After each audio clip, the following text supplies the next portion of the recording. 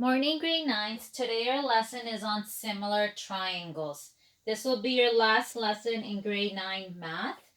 So what about similar triangles? So if I look at these two triangles, they look very similar. They look exactly the same. The only difference is this one looks a little bit smaller than this one. So these triangles are similar, exactly the same, but one is a larger size. So when we are figuring out if a triangle is similar or not, there's two things you always want to look for. One is having corresponding angles. So before I talk about the two things, let's look at triangles. When you have triangles, these capital letters at the corner are talking about angles. They're saying this is angle A, this is angle C, and that is angle B. Okay, same thing here. They're saying this is angle D, this is angle F, and this is angle E. Okay? To find the sides, when we find the sides, we always label them according to, so this is AB side, BC side, AC or CA side. So it doesn't matter how you put the letters. So when we're looking at two triangles, and if I ask you, are these two triangles similar? There's two tests you have to do. The first test is you have to see if they have corresponding angles. Corresponding angles mean if this angle is A, this angle D, these two angles have to be the same. So in this case, that's a dot, that's a dot. So these angles are the same. Here, that is an X, that's an X. So these angles are the same. That's a little box, that's a little box. So these angles are the same. So for the first thing, having corresponding angles, our two triangles do have corresponding angles. And remember, this means 90 degrees. This can be anything. We haven't numbered it yet. So we're saying that triangles are similar if, one, they have corresponding angles. And in this case, they do. So I fill those in. So what we're saying is angle B and angle E are corresponding angles because they're both 90 degrees. Angle A and angle D are corresponding angles because they're both solid circles. And angle C and angle F are corresponding angles because they're both F. So this symbol here, that just means angle. Okay, so they have corresponding angles. Number two, do they have corresponding sides? And then how do I know if they have corresponding eyes? Not eyes. How do I know if they have corresponding sides? The ratio of each matching sides are the same. So how do I write this? We're going to write this as a ratio. So we can say this side here, because it's up and down, and this side here, because it's up and down, are the same. So we would write it as, and you have to choose, do you want to do a small triangle over large or large over small? So I'm going to do small over large. The small over large. So small is my AB, side AB over side DE. So they're saying this ratio of the two sides should be the same for each one. My next one is going to be BC and EF. So BC and EF. And that'll be equal to my hypotenuse, which is AC over DF. So they're saying in order, so in the next examples, each of your sides will have numbers. They're saying if you took the top number divided by the bottom number, for every single pair, the ratio should come out to the same. Meaning it should be 0.75, 0.75, 0.75, or 1.25, 1.25, 1.25. But the ratio should be the same. So this is just a little intro to similar triangles.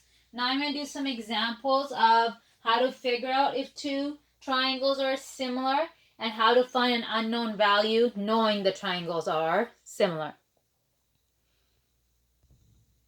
Are the triangles similar? So if you look at these two triangles, you have triangle STR and VWU. All three sides have a measurement and they give you angles.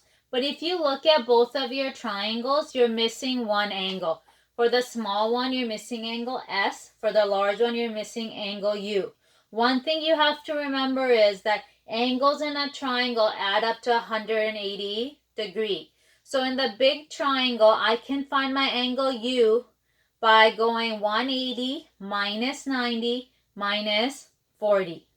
And the same thing with my small triangle. I can find out angle S by going 180 minus 90 minus 50. That would be your first step. So once I do that math, I'll realize angle U is equal to 50 degrees and angle S is equal to 40 degrees. So the question is asking you, are these triangles similar? So your first step is, or the first thing you want to ask yourself is, do they have corresponding angles?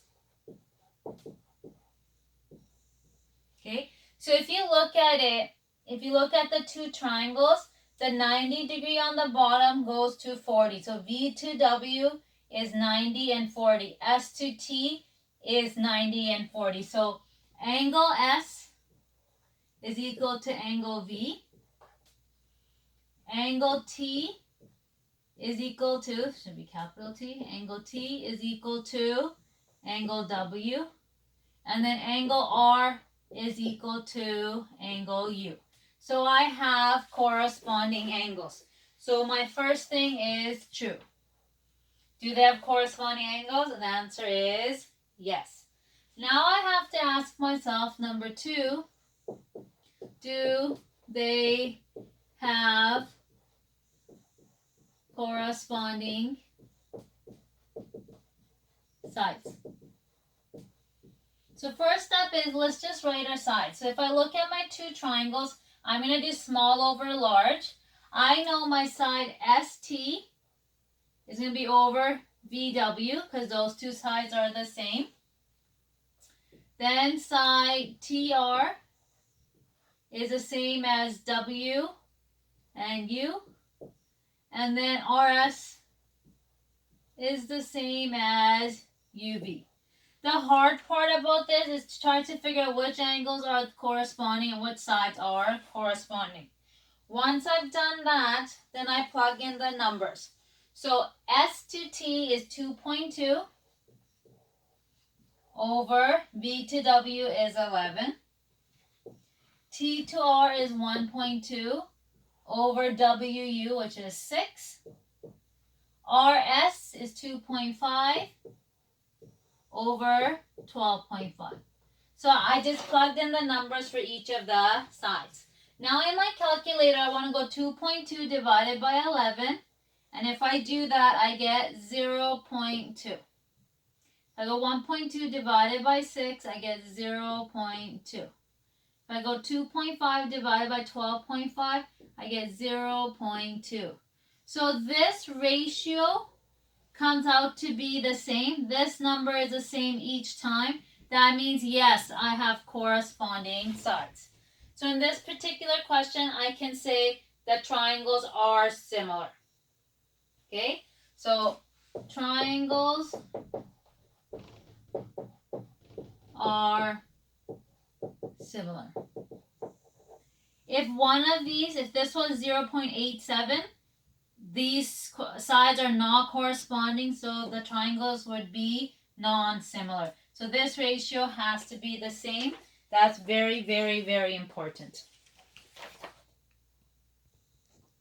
So example 2, the pair of triangles are similar. So they're telling you that they are similar, meaning they have corresponding angles and corresponding sides.